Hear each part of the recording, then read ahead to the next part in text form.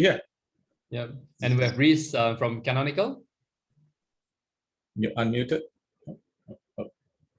It's okay. Yeah, I'm Rhys from Canonical. Nice to meet you. And finally, we have Bing from Suse. Yeah. And together together with me, we have Siva, who is also going to be facilitating this session, right? So we have a lot of interesting things to be talking about. I will not steal the thunder for our speakers, so I'll pass it on to Siva. Yeah. Yeah, so let me explain to you why we are doing this webinar in the first place.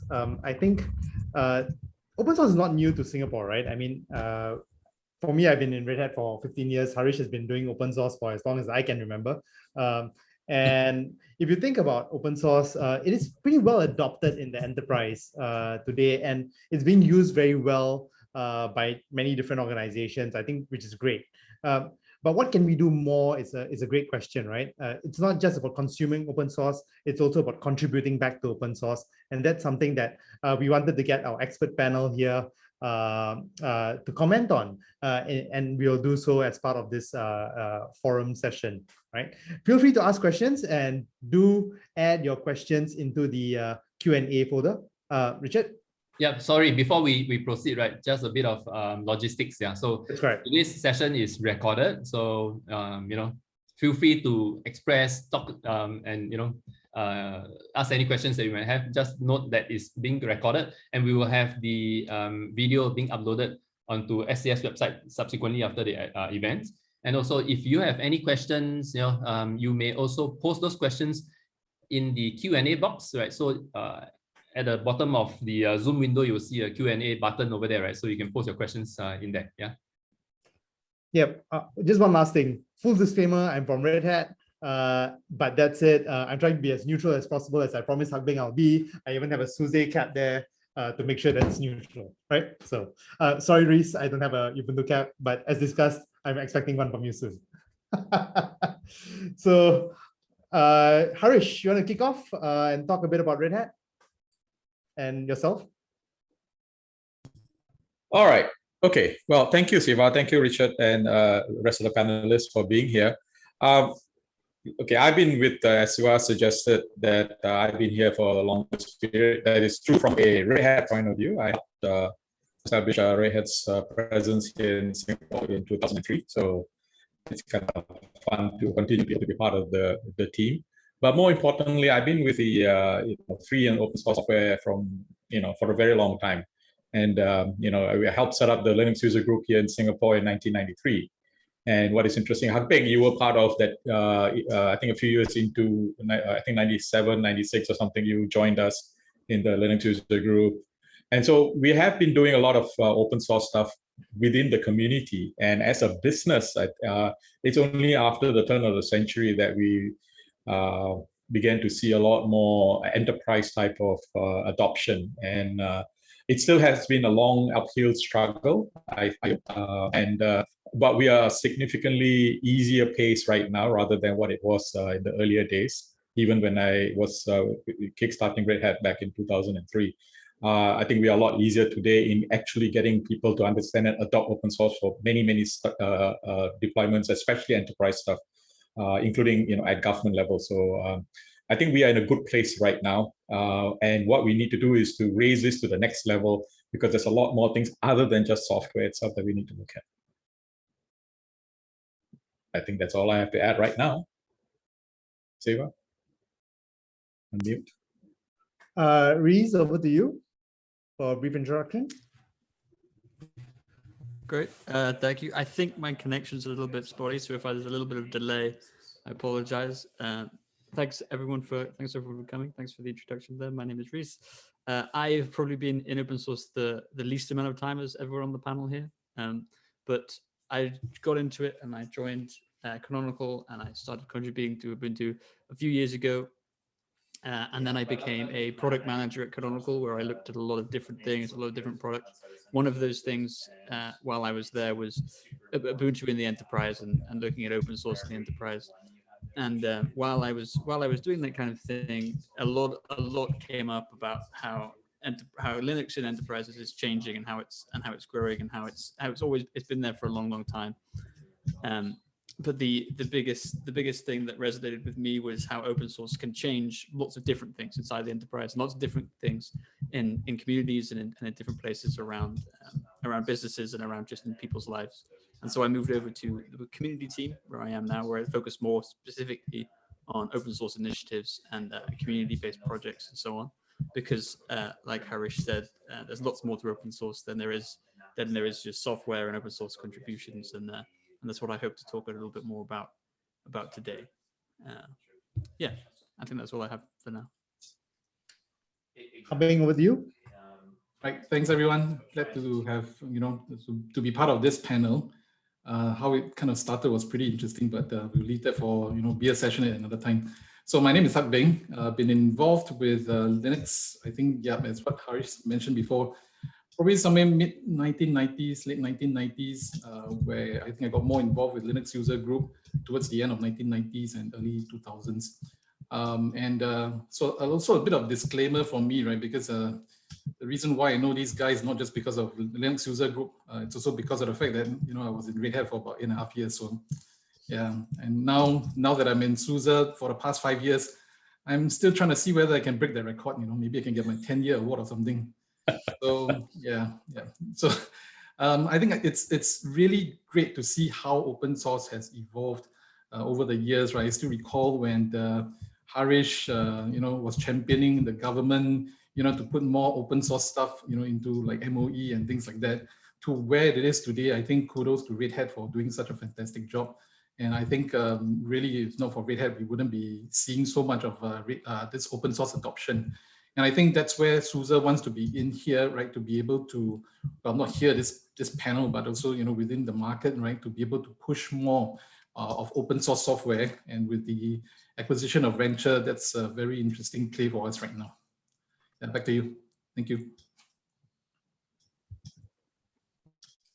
Okay, perhaps I will kick off the question, and then Richard, you'll continue after that. Okay, so I'm going to hit Rhys with the first generic question, right? Or first question, should I say? And I think this is a lot of sentiment within the community, especially with CentOS moving to CentOS Streams.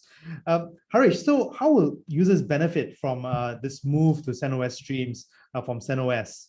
And what benefits will they get? Okay, thanks, Siva, for that. I think let me put some corrections out there first. Is CentOS Stream singular, is not plural. CentOS Stream, yes. Yeah, that's fine. It's Streams flows out much easier than Stream, I guess. I totally I get it. But that's the name we have, and they are kind of stuck with that for now.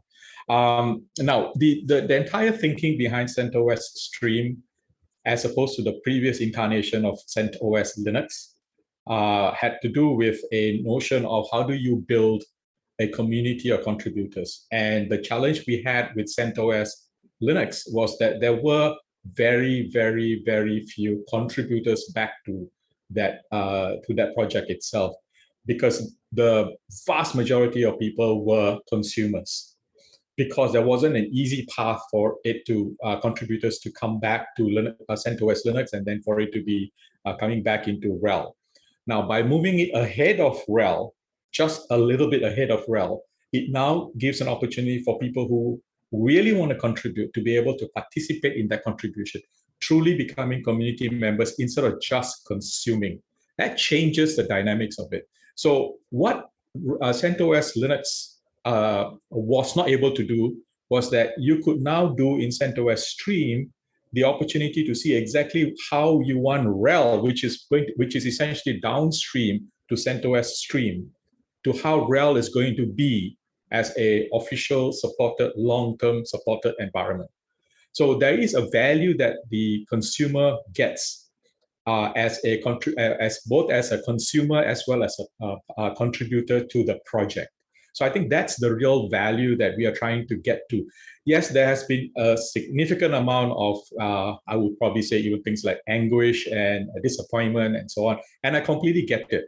But I think the bigger picture is, in order to move the needle forward, we may have to do differently as to how we have been approaching it. Because having CentOS Linux as the downstream of RHEL, which is really what it was very hard for it to be fed back into the RHEL engineering. But by being just slightly ahead of it, it changes the dynamics of how you can contribute. So just as a thought exercise for everybody who's listening to this, if you were to take a scale of 1 to 10, and 1 is the highest level in terms of the upstream, and then 10 is the last of the downstream. Okay, if we take that as a scale, 1, let's say I put Fedora at or the Linux kernel at number 1, and Fedora is probably at number 3, and RHEL is at probably number 8. CentOS Linux was at number 9 or number 10. So what we are doing is to bring it ahead of RHEL, to bring it to 7, so that you actually have the entire downstream from Fedora into CentOS, and then a CentOS stream, and then gets into the RHEL production version for enterprises to consume. So if you look at it from that spectrum, it's a lot easier to understand. Because of that change, slight change, now you have the opportunity for people to contribute. When you go further downstream, it's harder for it unless you go back up to the top to come back down. So that's really the change. Now, what would this be of interest to consumers as enterprise consumers? Now you have a greater opportunity to impact on the long-term plan and the growth of RHEL itself. So I think that's the biggest single benefit that we feel is going to be available for people. Please challenge me. Well, we'll leave that for later, right? So moving on to Rhys, right? So actually, my experience with Canonical is mainly with Ubuntu, right? I mean, it has been a very, very popular desktop, operating systems for a lot of developers, right? So I'm just wondering, right, since open source has become very much mainstream in the enterprise and a lot of people are talking about cloud, so Rhys, maybe you can share with us a little bit of what is happening, right? What is Ubuntu playing into this trend, right? Yeah, certainly. So for people who don't know, Canonical is the company that publishes Ubuntu. Ubuntu is the Linux distribution that we look after, and we do a lot of maintenance and we contribute to. I like to think of Canonical as just a large contributor to Ubuntu itself as a project, as an open source project. I wasn't around in the beginning of Ubuntu adoption, and it seems likely that the other gentlemen here on the panel have more first-hand knowledge of these things than I do. But I can tell you that Ubuntu gained a lot of momentum through the desktop experience and through that cloud adoption in a very intentional way, right? Along the beginning and still to this day, one of the things that we like to say about Ubuntu is that it's Linux for human beings, right? So instead of just focusing initially on the enterprise users, and instead of focusing initially on large organizations and corporations, we focus a lot on adopting technologies to make the experience on both server side as well as the desktop as simple and as approachable as possible, right? So we wanted to pitch Ubuntu as this Linux distribution that people could get involved in, that they could contribute their code to, they could contribute documentation or translations to even, and they could really make that a thing. And then Canonical and the leadership of Ubuntu over there would move in a direction that would make things just work for your average user, right? So Linux for human beings, not just Linux for enterprises or for technical people, but so that in theory anyone could just pick up an Ubuntu machine and start going like that. And that was really sort of actively sought. It was looking for that sort of casual user market. We helped, and it helped that it was free, and the power of the word of mouth of Ubuntu really sort of distributed these things. In the beginning, there were Ubuntu CDs that were sent out to people for free, and people just stick it on their machine and start trying to use Ubuntu. And you didn't need a lot of money, you didn't need a lot of hardware, you just had to have something, and you could start with Ubuntu, right? And like any Linux distribution, we stand on the shoulders of giants. If we combine things like Debian packaging and a specific desktop environment and the Linux kernel and all of these contributions into one Linux distribution, and then that was something that we wanted to celebrate a lot. So we while Ubuntu is considered a different Linux distribution to lots of different things because of the contributions that have been made to it, because of the contributions that have been made downstream to Ubuntu can benefit from all of these all of these other things and all of these extra things. And now that Canonical has brought Ubuntu, and now that Ubuntu is in a more stable and more enterprise ready sort of space, that's where a lot of our thought is going into, right? And moving this Linux for everybody into the desktop in the enterprise and into the server side into the enterprise, and that's a whole new and interesting story that both Suse and Red Hat have been doing, and Canonical has been doing for a while. And it's about using the contributions that the open source community and the downstream of Ubuntu have, and making an enterprise Linux that is built on contributions from open source communities just like this. Yeah, that's that. All right, Rhys, thanks for sharing.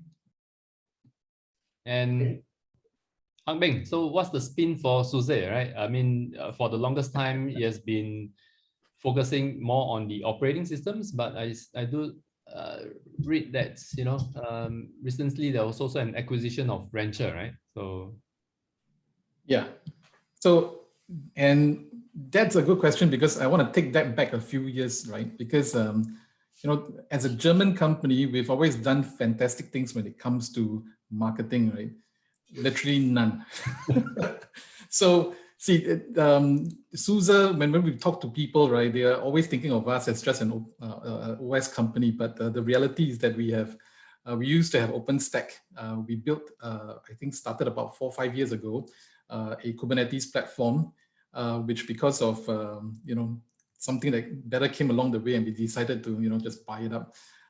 So we started the journey, right, probably about 5 or 6 years ago, with a software-defined kind of a strategy, right? So we even took Ceph, right, which is the storage, and we improved upon it and this is the good thing about open source, right?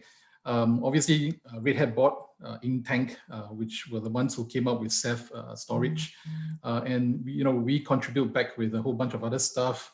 Instead of just an object storage, we put in the block storage, even for all the connectivity to the Windows side of things, Windows. So yeah, but I think that's what we like about taking software and making it easier, making it better.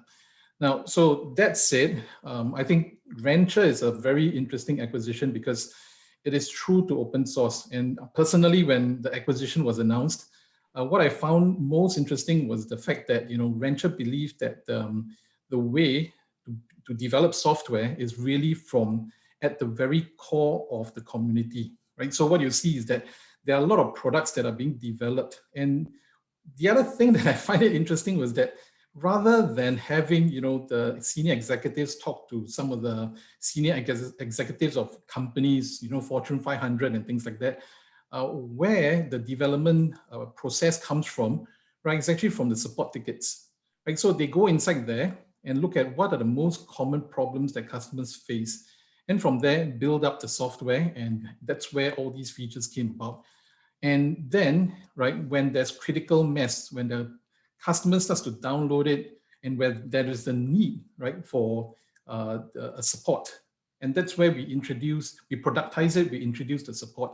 So that is where I think the influence from Rancher is kind of going into where Suse's strategy for product development. That is really to start from open source, the community, build it up, right, and then productize it. So there will be two, well, I should say most companies tend to have two different versions, right? The community version and the enterprise version. Today, our strategy is really about providing one single product. So customers will then use it, and should they feel right that there's a need to purchase support for that, then that's what they will do, right? So this Rancher is kind of, at times we're saying that, it sounds like a reverse takeover, but if you look at it from a positive side of things, right, the whole, I think the mindset, right, it's reinvigorating, the engineering team. That said, the head of development, the co-owner of Rancher is now our head of engineering. So he's doing drastic changes, right, to make, open source greater now. So yeah, that's why I think going forward, we should also be looking at other acquisitions, right, to make this a more complete ecosystem for our products. Yeah. Cool. Yeah, I think apparently my ex-boss was in the audience, and he always accused me for being a closet Suse user. Just to clarify, I don't use it anymore. But that's it. To give it, right, Suse's desktop was one of the best, right, until Ubuntu came about. That's true. That's true. Okay, maybe I'll kick off a group question to all three of you. I mean, if you look at Linux today, I mean, in the past, well, many years, it's powered so many different kinds of use cases, right? Whether it's high performance computing, animation, core banking systems, telco systems nowadays today. And it's really the poster child of open source software, right? Does the panel think this is still true? Is this, I mean, in the world of Kubernetes, OpenStack, and all these new funky tools, Kafka included with Confluent, right? Is this still true? Is Linux still that poster child, and is it still important? Maybe I'll start off with Hakbeng since he just ended. I was thinking to let the oldest guy, in the panel to speak first. Yeah, it might take too long, so that's why I started review first. Agreed. So, okay, I think it's still very much relevant, right? Because if you look at all the devices out there, right now we are messing around with a lot of Raspberry Pis, having the ARM versions of it running around. I think it's still very much relevant. I think it is true that Linux is very much commoditized, right? People don't talk about it today, but it's still the brains and at the infrastructure layer, right? It's the bridge between the hardware and be it Kubernetes or be it other software, right? So to me, it is still very much relevant. That's short enough, right? Rhys, shall I hand it over to you? What do you think? Sure. So I think it's true. I think there are of course other poster children now. You mentioned Kubernetes and all of the other things. But when you think about open source software, you still think Linux, and new people discover it every day. And it's a really good metric came along recently, was that the Linux kernel on GitHub got over 1 million commits there. And I think that's a good indicator that Linux is still a poster child for open source. But I don't think it's necessarily important anymore. Well, it's less important because open source software is expanding. It's sort of outgrown the need for a poster child anymore. What's more important now, I'd say, is that new projects, new leaders arise. These things are like Kubernetes or Python or React or Ghost and things like this, and that they drive more open source contribution. We don't need any more Linux distributions, for example, but more contributions is always wonderful. Yeah. Harish, last but not least. Yeah, I think the question does presuppose that you have the various projects out there, that they are interchangeable. It is not the case that you can remove an operating system and expect the rest of it to hang together. So an operating system is still a critical piece in the entire fabric. So if like Kubernetes is by itself is useless, I mean, you need to have an operating system to run the whole thing. So an operating system like Linux is therefore the default. So I would probably say it is the part of the global infrastructure for everything, not only on Earth, on Mars as well. The spacecrafts that have landed on Mars also running Linux on it, which is great, or some kind of an embedded Linux inside, which is great. And it shows that it is more than just for the planet Earth. So if you can run space programs on a Linux environment, you can certainly run your enterprise systems on a Linux environment. So I think that's probably one way to look at it, and to say that, hey, this is the baseline. So the infrastructure is there. Now let's build on top of this infrastructure. Well, are all the components in the infrastructure going to be necessarily open source? That is entirely up to whoever wants to build it. But the ideal case is they have to, if they are open source, more people can contribute. So that's how I look at it. Okay, we actually have our first question from the audience. Is open source on a path of conflict with licensed software, or should we see it as coexistence, value adding to existing infra? Harish volunteered to take that question. Okay, I think the question is presupposes that open source software is not licensed. It is licensed. What probably the question is asking is, we are talking about proprietary software from that point of view. We have always competed against the proprietary software, so that's never an issue. And the fact that we have continuously and consistently won the game, and the fact that we're talking about here suggests that that is indeed the case. That there is no conflict per se with proprietary software, licensed or not, or otherwise. So I would probably say that the coexistence is definitely adding value. That has always been the case. I don't think you can find a single customer, a single enterprise that is running exclusively on proprietary licensed software. I don't think it is possible in today's context. It may have been 10 years ago, it may have 15 years ago, but definitely not in today's context. Anyone wants to add on to that? Habing or Rhys? Yeah, I think I'll add on. Go ahead, just to contradict Harish a little bit, just for the sake of contradicting. I knew it. So I have met customers who have run everything on proprietary software, right? But it's safe to say that there is actually pockets of open source software in there. But yes, so just to bring it back again, right? Customers, right, even though they are very much focused on proprietary software, but they tend to be moving towards somewhat a bit slow, right, to open source. It's impossible. That I agree with Harish. Yeah. Rhys, you're going to add something. Yes, I think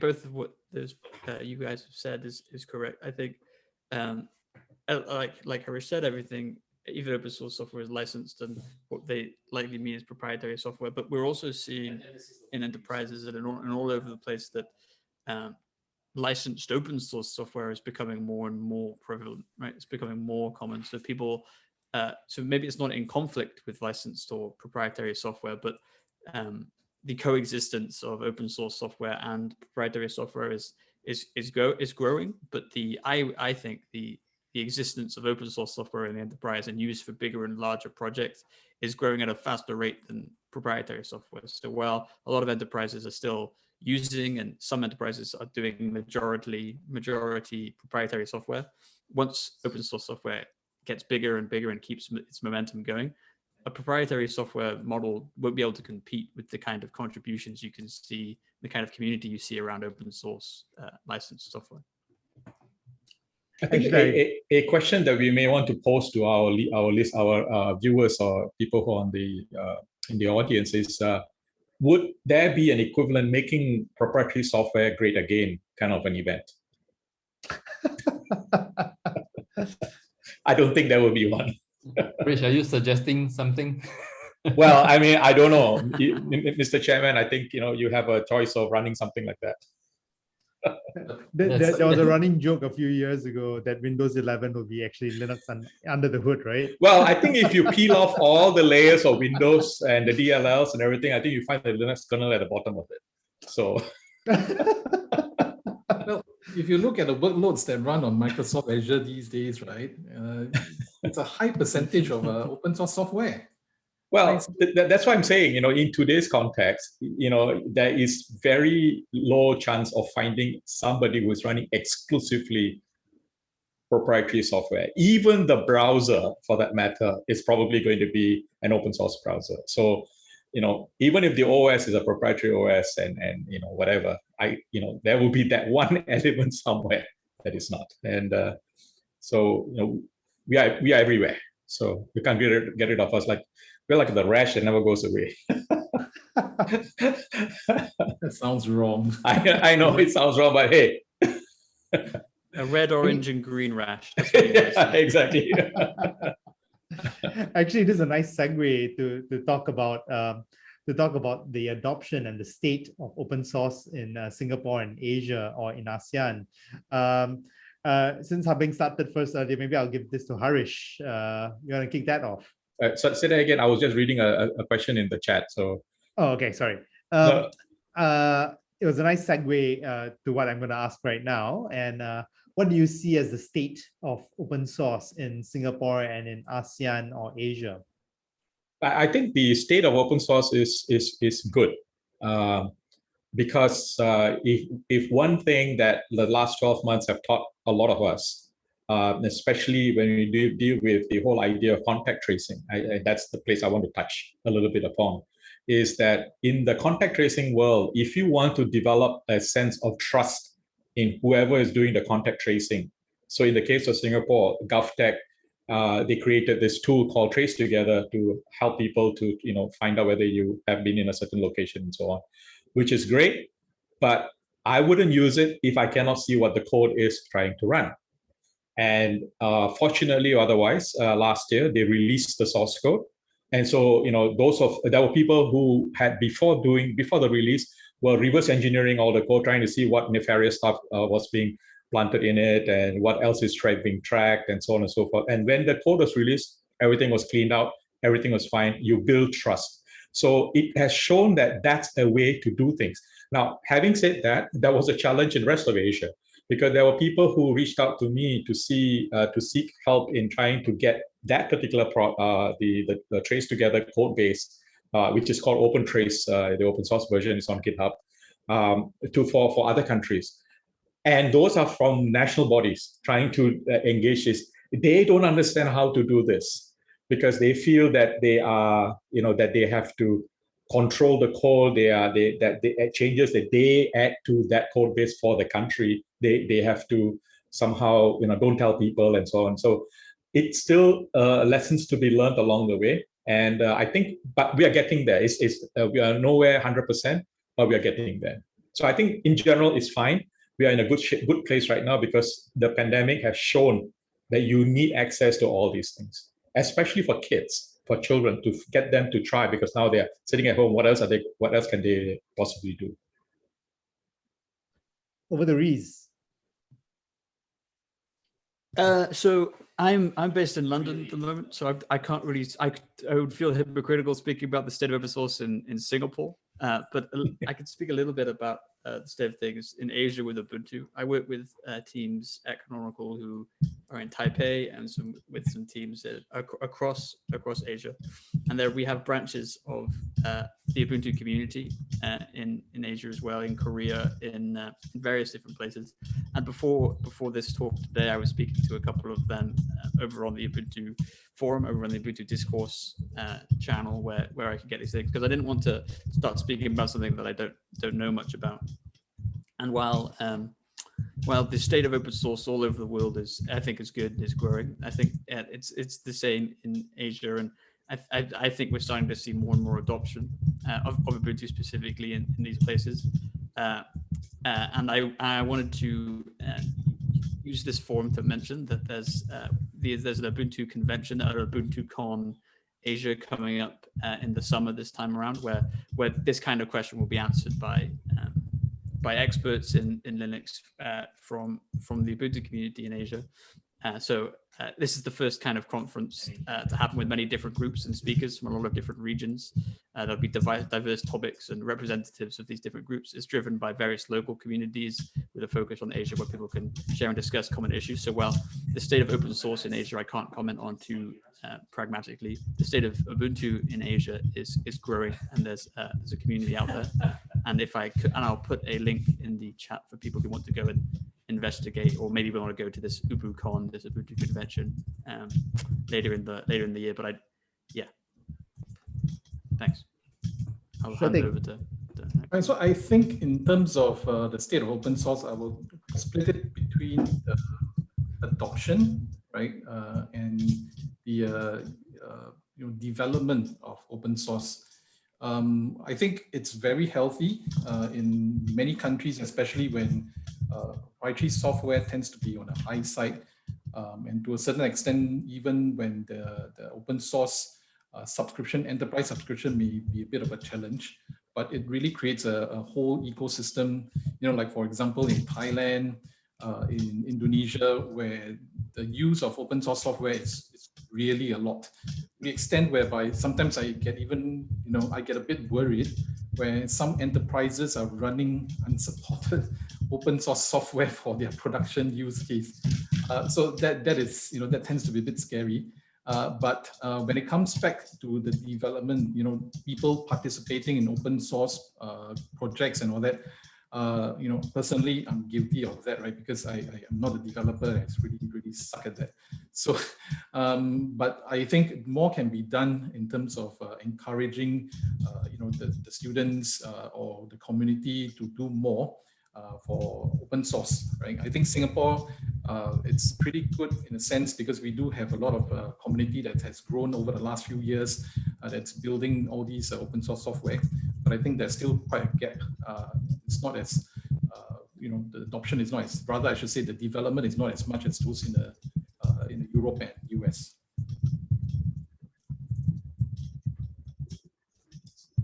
Okay. Actually, there's another question on the Q&A panel. I know there are questions on the chat as well, but if you want to put your questions asked, please put them on the Q&A panel so it's easy for us to track. But that's it. I'll mention some of the questions on the chat as well. But first, a question from Honghua. Do you recommend the use of OSS to be taught as part of the education curriculum? And I'm going to extend that question. What do you think can be done in Singapore or in educational institutions? Harish first, maybe? Yeah, I think that has been my pet peeve for the longest period. I think we should not focus on the fact that it is open source software in and of itself. What needs to be done is what is it that the kids, the students in school will be able to learn from looking at the source code? What is it that they can do by tweaking the code of an operating system, of the browser, of whatever, and they can then slice and dice it and build something for themselves. Now, that's where I feel the focus and the idea of the Raspberry Pi changes the dynamics significantly because it is a cheap enough piece of hardware. So we are going down into open hardware. And on top of that, you put a Linux operating system with all the necessary tools on top of that.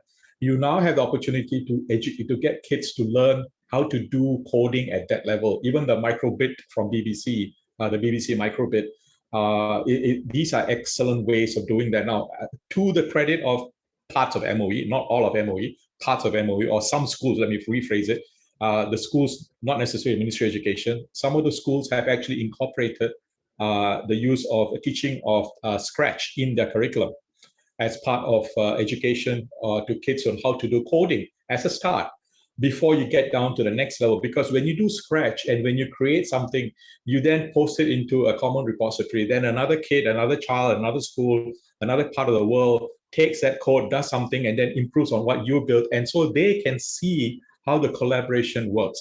Imagine those kids when 20 years from now, they go into the world of work and do stuff.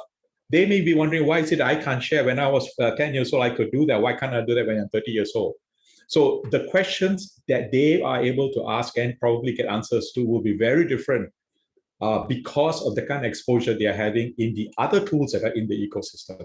And I'm actually very, very hopeful about the education system, at least in Singapore. And I know in the UK also, they are doing very similar kinds of stuff with the microbit and the Raspberry Pi. So that would be my sense in terms of education.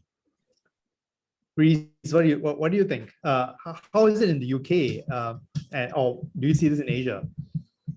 I think I agree with what Harish was saying. There's in the UK and in America and in various places where the Ubuntu communities and so on live, we try and do some outreach to universities and to higher learning institutes where students can learn more about computer science and these kind of technologies and really get and look at the source code and see all of these things. But by that time, they already know, the students and the people already know that that's what they want to do. They already know that they're interested in Linux or they're interested in computer science and they want to dig into that. What I think Harish said very, very well there was talking about the Raspberry Pi and not targeting, but helping students to learn a lot earlier on, because showing a small child the source code isn't going to do anything for them, but giving them something that they can do, something they can interact with, like the likes of Scratch and the Raspberry Pi, things that they can really get a foundational knowledge of these things on. So I like to recommend that open source is taught as part of an education curriculum, but taught from very early on. the Raspberry Pi, which is, as Rhys said, a small credit card size, cheap piece of hardware, inexpensive piece of hardware that can run Linux. And once you understand what's going on there, you can start plugging and playing. You can start getting going with these things.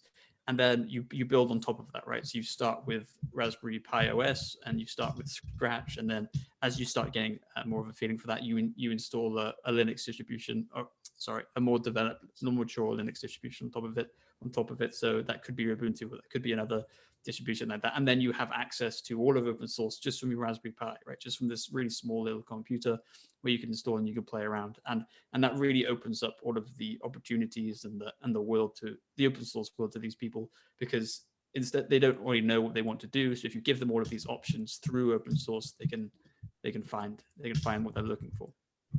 And yeah, the state of things in the UK I think is going in a positive direction. That's one of the things at the UK that's going in a positive direction, which is getting this kind of technology in front of people early on, with the likes of the Raspberry Pi and the BBC microbit, as people were mentioning.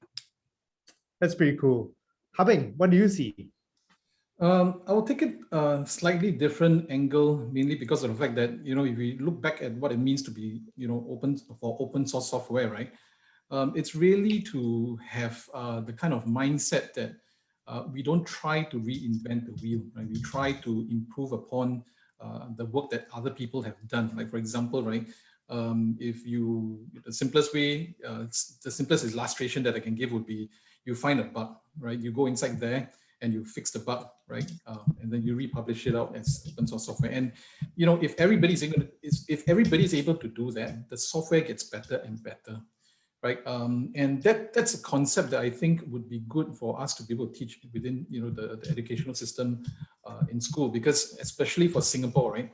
The teachers at a younger age will always be saying things like, oh, don't copy, don't this and that. And the thing is, where we are when it comes to software development is we are not trying to reinvent the wheel all the time, right? We want to have, software that gets better, and that can only be done when there's collaboration, when people take the code, right? They share it and they improve upon that and republish it out. So I think, from that, I would think, the concept of open source should be taught.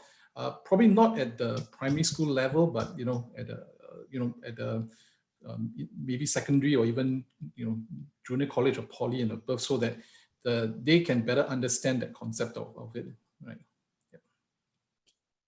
If I may just add to that, Hagbing, I think when we were running the Code Extreme at the 24-hour programming competition since 2007. And we have this the category called junior category, which is anybody 12 years and younger. So the youngest kid that took part was 4 years old, and the intention was to turn coding into a fun activity, so it becomes something that they naturally want to do. It's not something that is imposed upon them, or this is part of a curriculum or whatever, so that they see, hey, I like this. This is kind of fun. I want to do that. And that way you get to see kids doing, amazing stuff. Kids are amazing. They're just sponges waiting to absorb. So I think the value of the collaboration at that age level is very, very important, because what we're trying to do is to skip one generation. So forget the generation in the 30s. I think we need to go back to the much younger ones, so that they are the ones who's going to hopefully leapfrog and make the difference for all of us to benefit from. Actually, yeah. I'm gonna just quote Xiao Fei on the chat. I love his point, right? Everybody talks about zero trust these days, but we need to trust something to start with, and the root trust must be open source. I think that's a really good and a really powerful statement. And coming to that, as we start releasing 4G services, and this is a question that Don asked on the chat, on the Q&A, what's the role of open source in 5G? And there's so much conversation around vendor blocking and trust issues. But what is the use case for open source here? Rhys, do you want to give that a go? Oh, Harish has put up his hand for that question. Okay, I'll answer that. I think it goes back again to fundamentals, right? To the fundamentals. If you're going to deploy anything from a 5G perspective, now this is an infrastructure play. largely. Like if you're going to deploy infrastructure to provide these brand new services, there's going to be a significant amount of investment. If you're going to have significant investment, the proprietary model is not going to be sustainable, mainly because, and this is where the telcos have already learned their lessons in many ways, or deploying 4G and 3G before that, 2G and whatever else before. It's a very expensive play.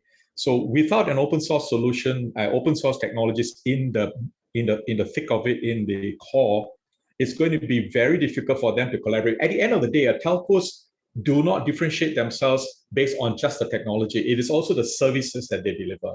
In order to deliver a service, that means you want to delight the customer. I'm a user of a particular telco, and I'm very happy with the telco service because of what? Because of the service. Now, the infrastructure, make it as seamless as possible. In order to get there, open source is really the only way to do it, because you can collaborate, build up a very compelling set of tools and solutions and ways of making it happen. It's just like the clouds, right? The public clouds are all built on open source technology.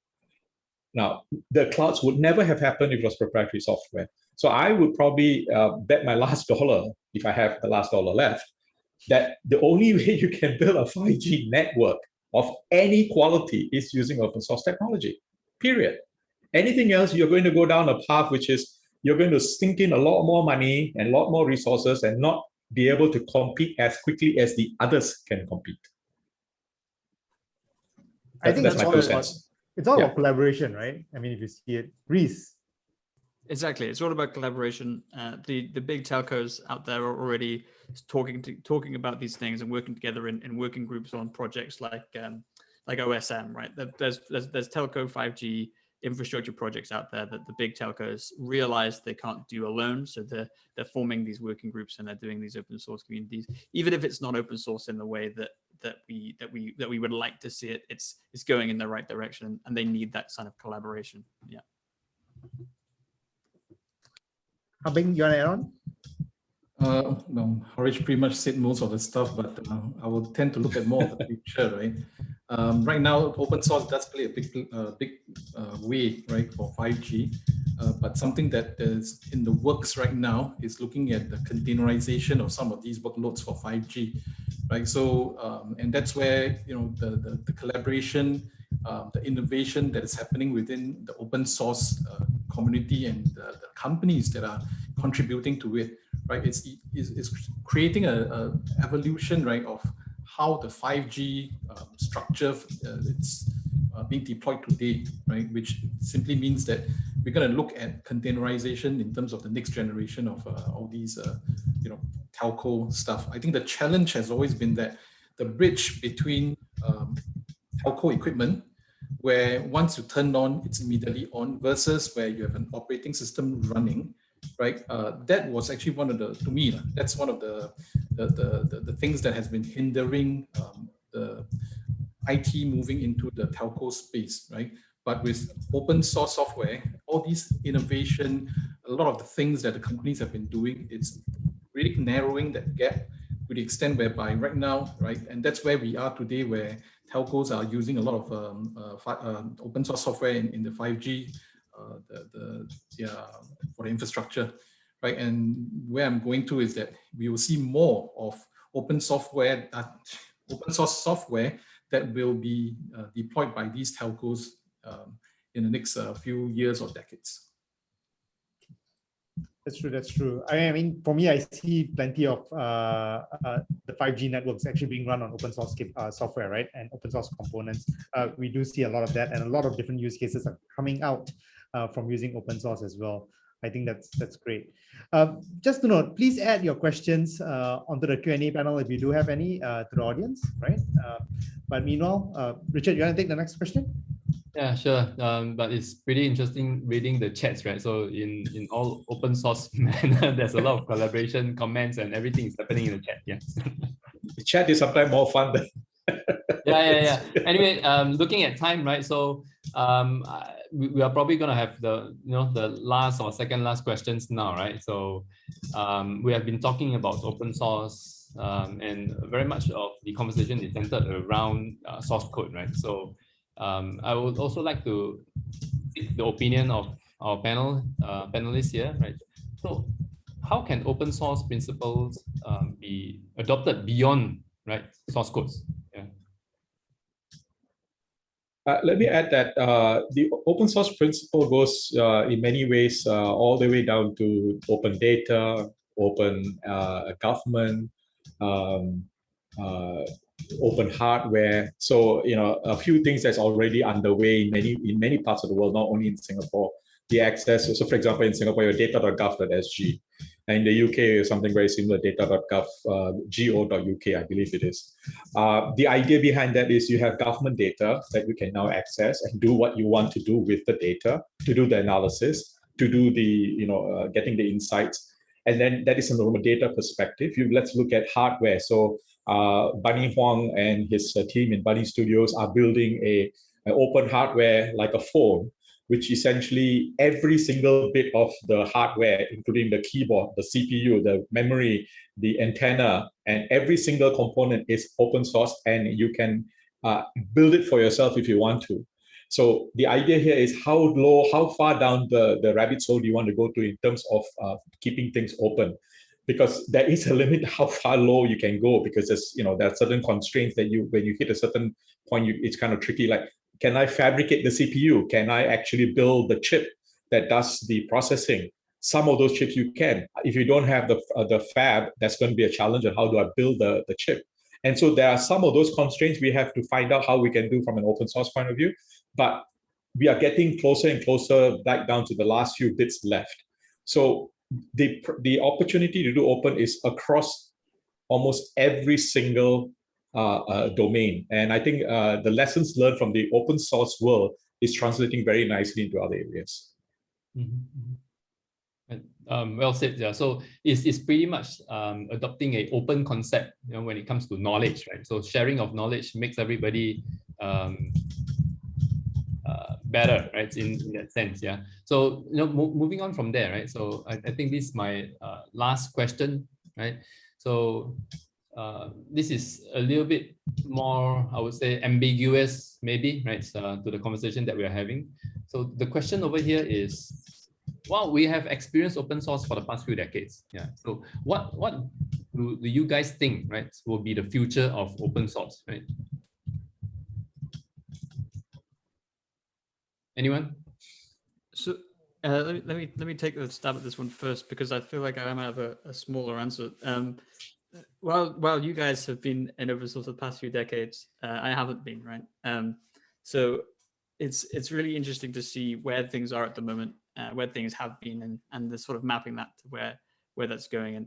And if in the spirit of open source, in open source principles and how people get into open source, the spirit of these things is contributing, right? It's finding a project, finding something to support and to go, something that you're interested in, something that you're passionate about, and becoming an integral part of that. So I see the future of open source becoming more of that, becoming more open and becoming more of these things. And as open source principles and technologies permeate through enterprises and through different industries, the future of open source is really what it is today, but on a much wider scale, where anyone inside of an organization, inside of an enterprise, or anyone starting their own project can open source their project, can feel this kind of support and innovation, and people will come, right? People will come and contribute. But something that I wanted to make a point of during this talk is that this kind of open source technology, these kind of open source projects don't just happen for free, right? Even though the technology is free and you could do these things, there are people working on these things, there are people contributing to these things, people putting their time and energy into it. And the future of open source has to be the big enterprises, the big companies, but that are using these technologies, supporting the open source communities and supporting the open source developers. And if that becomes the case, then I think the future of open source is really the future of technology. Because if people are inspired, people are enabled and empowered to create technology in the open source way properly, and are properly supported by the companies that make use of their technology, then open source, the future of open source can literally be anything. Thanks, Rhys. Well said. Harish, Bing, anything to add? Go ahead. I wish I have a magic ball, right, that can tell me what's going to happen. But I think the future of open source, yes, I mean, if you look at the whole in the past, right, when open source software was deemed, right, to be, buggy, it was, lots of security issues and things like that. All those were FUDs that has been, debunked, right? So the future is bright. And today what we are seeing is that more and more of the companies out there, new startups, new, technology companies that are building all these software that is based on open source, it's very, very encouraging, right? If I were to go out and look for jobs, right, I'm sure I can find, people who are hiring, open source engineers, right? So I think it's looking very good, but I do want to also caution, right? Because what I tend to see right now, the trend is for some companies, right, who wants to build their own open source software. Sorry, not open source. They want to adopt open source software, and they may not fall into the open source, the 4 principles, right?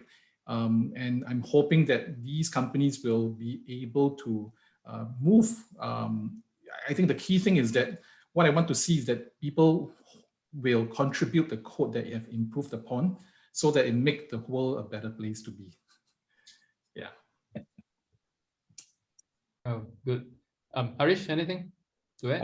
I just wanted to add, echo everybody else and do a +1 to that, but just also to suggest that, a lot of the things that we are going to be seeing, a lot of it will be in the IoT space, which is where there's going to be a lot of very interesting innovation, primarily because of the size and the footprint of those devices.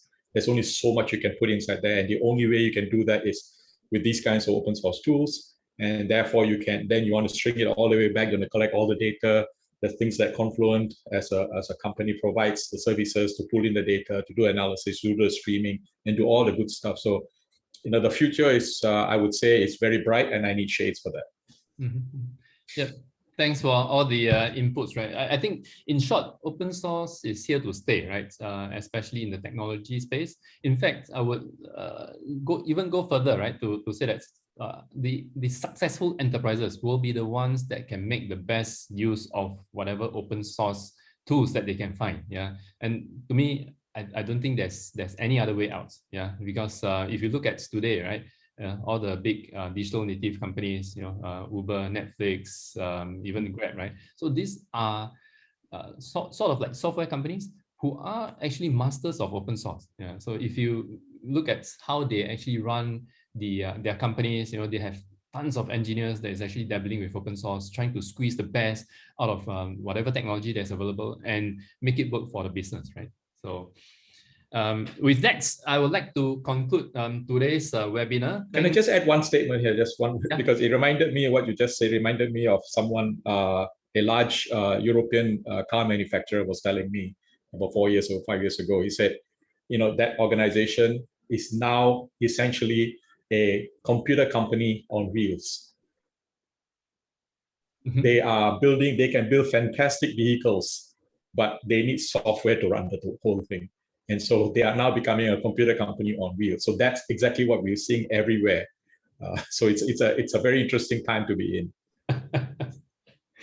Well, quite a very nice analogy to end our webinars today, right? Computer companies on wheels. Yeah. So anyway, thanks to all our speakers, Harish, Rhys, Bing, as well as Siva for facilitating today's session. Right. So I think it's very robust conversation, a little bit of argument here and there, but that's all good in the fun of open source, right? I hope everybody enjoyed this conversation, right? Let's work together, keep open source going and make it great.